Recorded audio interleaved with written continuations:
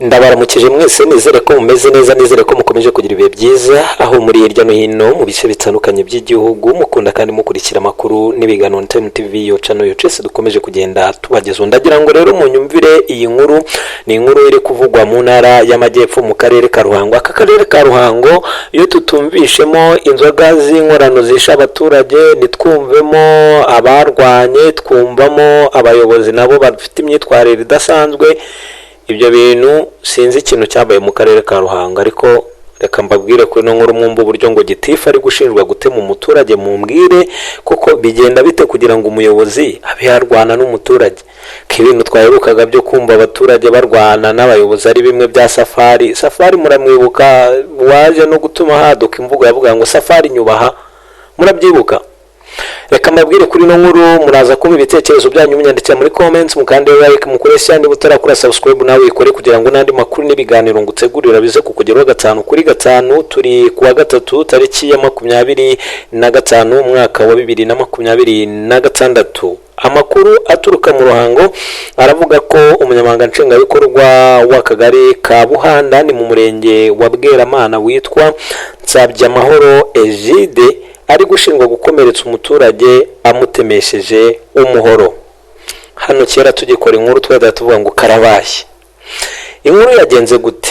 Nyamuneka mumbabarire wowe nkurike muri kano kanyuma igitekerezo cyawe, nugenda utatubwiye uko byumva numara kumva ino nkuru ariko nkuko ndi kuyisoma. Bamwita Ngwije Eraste ari gushinja gitifu w'akagari kumutema. Uyu muturage akaba atuye mu mudugudu wa Nyarubuye, akagari ka Buhanda ni mu murenge wa Bweramana. Avuga ko intandaro yo kumukomeretsa yaturutse ku nzoga y'urwagwa umugore we yenga, aho gitifu yaje kurumena arwita ibiyobyabwenge. Ariko hano nubwo tutarakomeza, kano karere ka Ruhango kagiye kavugwamo inzoga z'inkorano zagiye zica abantu mu bihe bigiye bitandukanye. Mwarabyumvisha, hari n'igihe bigize kunywa inzoga y'inkorano yica abantu, harimo n'umwana mutoya w'imyaka iri munsi y'10 rwose gutyo. Icyo gihe umwana yitabye Imana, yari yaje gusura bene wabo, yitaba Imana, n'abandi barapfa. None iminsi yashize byarongeye birabaye, abantu basangira ku nzoga, bamwe barahuma abandi barapfa. Ngo uyu gitifu rero ngo aje kumena ino nzoga yita ibiyobyabwenge, yengwa n'umugore we kaba karabaye. Ngo nyuma gitifu yabwiye ko hari izindi nzoga yasize umusazi we nijoro, amusanga iwe nijoro, ngasanga aryamye, amwinjirana mu cyumba, afata umuhoro amutema mu mutwe. Ngo yansanze mu cyumba saa 5:15 z'ijoro, maze aravuga ati dore n'umuhoro batemesha abaturage, arawunemesha. Uyu muturage witwa Ngwije avuga ko abana be batakambiye umuyobozi w'umudugudu, ababwira ko atakwiteranya n'umuyobozi we, gusa baramufata bamujyana kwa muganga kumuvuza. Uyu muturage avuga ko usibye kumukomeretsa gitifu yanamutwaye uwo muhoro n'isaha ihenze umwana we aherutse kumugurira. Gitifu w'akagari ka Buhanda ushinjwa iki cyaha avuga ko byabaye yitabara uko uyu muturage yashakaga kumutema. Ati ku cyumweru twakoze operasiyo yo kumena inzoga zitujuje ubuziranenge, harimo na kanyanga. Gitifu Nsabyamahoro avuga ko bakimara kumena izo nzoga bongeye kubwirwa n'abaturage ko hari izindi basize, ababwira ko atakwizana wenyine muri iryo joro, yiyambaza abanyerondo. Ati nge nageze ku irembo mbona uyu mugabo aje adusanga yambaye ipantaro yonyine, yitwaje umuhoro ashaka kuwunemesha.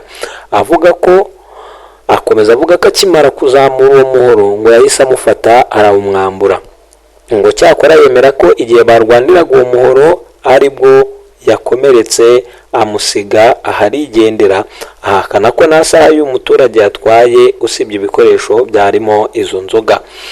Gitifu gutajyanye umuturage kwa muganga, none se izo nzoga wazimennye wagezemo cyakenze gute ko wahise ugenda utagezemo ngo ubanze unazimena uzimaremo niba kuko wari ufite amakuru, cyangwa ubanze umenye niba zirimo?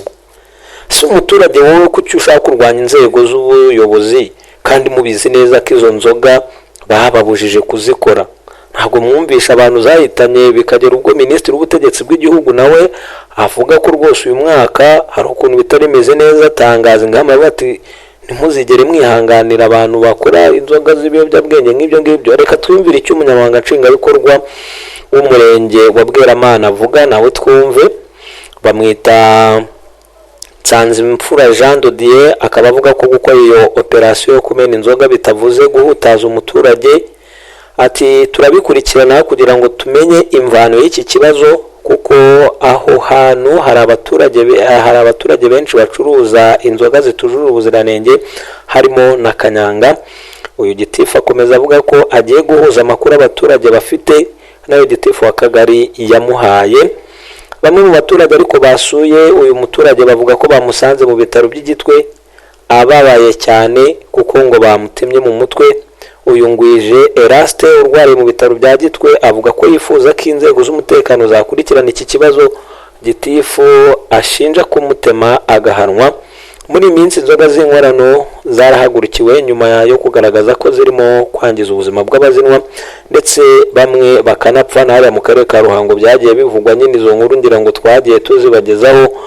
Ibyo bintu rero nyamuneka mwitonde mwitwararike. Gitifu wowe rwose ngiye ntabwo nca urubanza, reka turebe ibyo gitifu nyine nk'uko yavuze ko agiye guhuza amakuru ibyo azatubwira. Ariko ikintu mugayo ngewe nk'umunyamakuru wari kubona ko murwaniye umuhoro umukomerekeje ugashaka ukajya kwa muganga ubundi ugatanga amakuru, ntabwo wari kumutaho ukahita ugenda. Ikindi cyari kikujyanye ntiwagigezeho, ntiwigeze winjiramo ngo urebe koko niba izo nzoga zasigayemo. Aho hantu rero urumva ko bigusaba gushyiramo ubwenge bwinshi. Ikindi abaturage namwe rwose mujye mworohereza abayobozi, niba uzi kuri mu makosa wemera uhanwe, udusaba imbabazi bakubabarire cyangwa se bagufatira ibihano bikurikije amategeko, ko buri kosa buri cyaha kiba cyagiye kigenerwa igihano. Ariko reka dusoreze kuri no video yindi ivuga ku mugore wagaragaye akubita umugabo inki zo mu matwi nawe akomeje kwibazwaho. Ni video y'umwanya muto na amasegonda 25 ariko y'ubukana bukomeye mu muryango nyarwanda ukunze kuvugwamo ihohotera rikorerwa abagore n'irikorerwa abagabo ariko ritavugwa. Hari mu masaha y'ijoro imbere y'abanyerondo umugore w'ibizigira uhetse umwana arabwira umugabo we amubwiza nani na rimwe uburakari n'umujinya ugaragara mu maso ndetse amutera n'iki n'imigeri ku mirundi. Umugore amubaza ati amukubita urushyi ati wagiye mu kazi cyangwa ntabwo wagiyeyo? Bidongera ngo mwarayibonye ntabwo nayibereka, bigakurikirwa n'urundi rushyi ati bireba bamamagara ndi nyoko. Mu bwitonzi no kwifata umugabo yumvikana avuga ati ari ikosa rimwe, ko ari ikosa rimwe. Umugore niko akomeza kumuhata inki z'amatwi umugabo akamusaba ko bafata moto bakagenda. Bikaba bigaragara ko umugore yageze aho umugabo we yarari abwiwe ko yari marwana. Uyu mugore abaza abarahati yarari marwana nande, abaturage bakavuga ko umugabo we atarwanaga. Iyi video rero nabuza aho yafatiwe n'amasaha yafashwemo, cyakora ubukana bw'umujinya n'umugore ukoresha n'umugore ari gukoresha kubita umugabo we bwatumye ikomeza kuvugwa ku mbuga nkoranyambaga. Kuri Facebook abagize icyo bavuga kuri video bagaragaza ko abagabo baba bahohoterwa bagaceceka, abandi banenga imyitwarire y'uyu mugore yo gukubita umugabo we mu ruhame. Hari n'ababona uriya mugabo ari imfura kuba yihanganiye gukubitwa nasubize umugore we. Kugeza ubu rero amakuru ahari avuga ko polisi y'igihugu yavuze ko yamenye kuri ya mugore yahohoteye umugabo we kandi bari kubikurikirana. Mwirinde rero ibintu by'intonganya, amahane n'ibindi byose byatuma uburenganzira bwa muntu bugira gute budahabwa agaciro. Mugire ibihe byiza.